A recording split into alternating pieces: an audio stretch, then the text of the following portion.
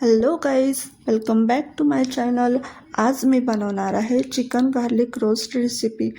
चला तर मग तुम्ही माझ्या चॅनलला सबस्क्राईब केलं की नाही? तोपर्यंत चॅनलला सबस्क्राईब, लाईक आणि शेअर करायला विसरू नका. चला तर मग चालू करूया. अगोदर मी चिकनला छान स्वच्छ पाण्याने धुवून घेतले आहे. त्यामध्ये 1 चम्मच हळद, 1 चम्मच अद्रक लसूणची पेस्ट आणि थोडंसं चवीनुसार मीठ आणि थोडं लिंबूसुद्धा पिळून घेतले आहे.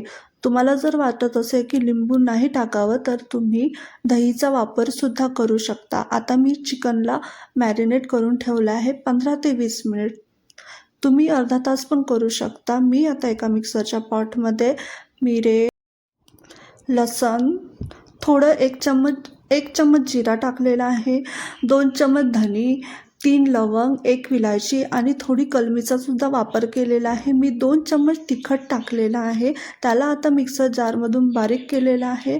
आता मी एका पातेल्यामध्ये थोडंफार तेल टाकून त्यामध्ये बारीक चिरलेले कांदे टाकलेले आहे. कांद्याला छान प्रकारे लाल सोनेरी रंग जोपर्यंत येत नाही ना तोपर्यंत त्याला केला आहे. आणि त्यामध्ये आता मी जे मॅरिनेट करून ठेवलेलं चिकन होतं ते टाकलं आहे. ते कमीत कमी तुम्ही 10 मिनिट तरी शिजू देऊ शकता.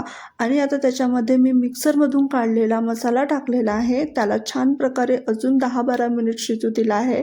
आता मला थोडं मीठ कमी वाटत होतं म्हणून मी थोडंसं मीठ टाकलं आहे आणि थोडं लिंबूचा सुद्धा वापर केला आहे.